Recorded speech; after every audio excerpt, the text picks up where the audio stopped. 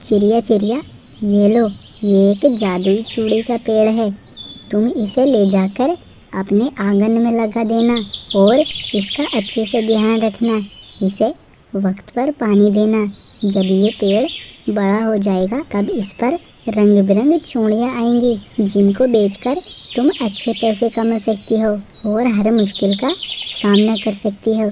परी जी, तुमने ये पेड़ देकर मुझ पे बहुत बड़ा एहसान किया है। अच्छा, अब मैं चलती हूँ। गोरी, तुम्हारे पास तो ये चूड़ी बहुत खूबसूरत लग रही हैं। तुम तो पहले से भी और ज़्यादा खूबसूरत लग रही हो। हाँ हाँ, प्यारा तो लगेगा ही। इतना महंगा जो है ये, तुम्हें पता है इसे मेरे पापा ने दूसरे शहर से ला कर दिया है मुझे। तुम्हें पता है मेरे पापा इसे बहुत महंगे दामों पर खरीद कर लाए।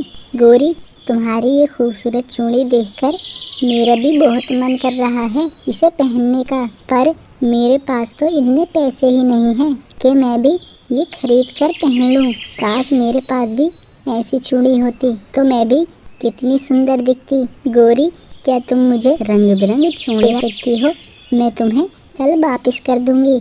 मगर चिड़िया, एक दिन के लिए इसका तुम क्या करोगी? मैं इसे अपने घर लेकर जाऊंगी और अपनी माँ को दिखाकर ऐसे ही मंगाने को बोलूँगी।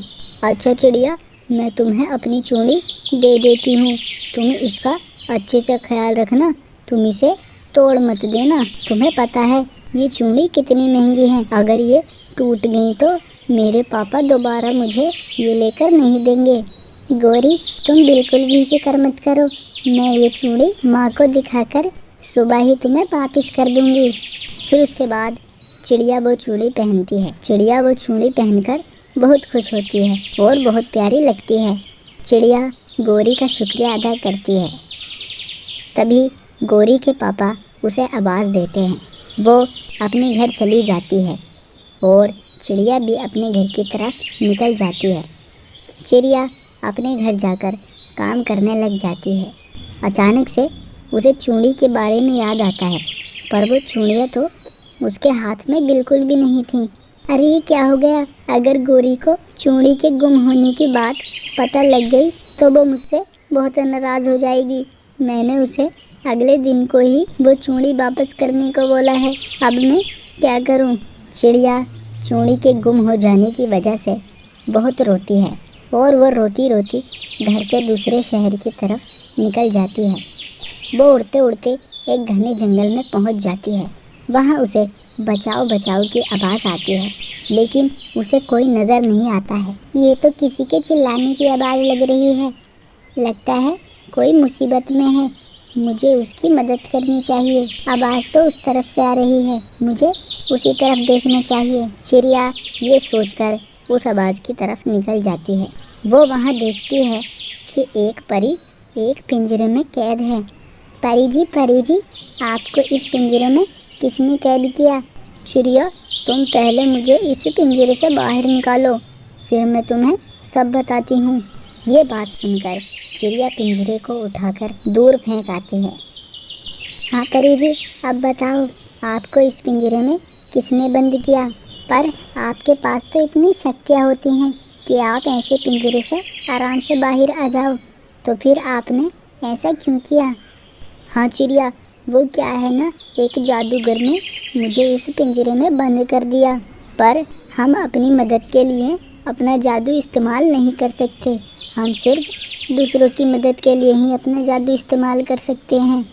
चिड़िया, तुम्हारा बहुत बहुत शुक्रिया, तुमने मेरी इतनी मदद की। लेकिन चिड़िया, तुम इतने घने जंगल में क्या कर रही हो? चिड़िया परी को सारी बात बताती है। चिड़िया, तुम बिल्कुल भी फिक्र ना करो, मैं हूँ ना, मैं तुम्हारी मदद करती हूँ। फिर तुम गोरी की चूड़ी उसे वापस कर सकती हो, बस तुम देखती जाओ। परी अपने जादू से एक पेड़ को जादुई पेड़ बना देती है।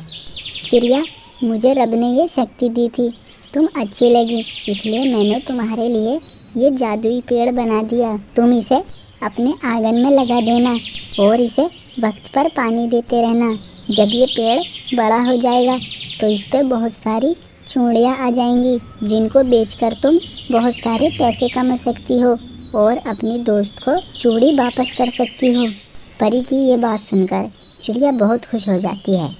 चिड़िया अपने रब का शुक्र अदा करती है और उस पेड़ को अपने आंगन में लगा देती है।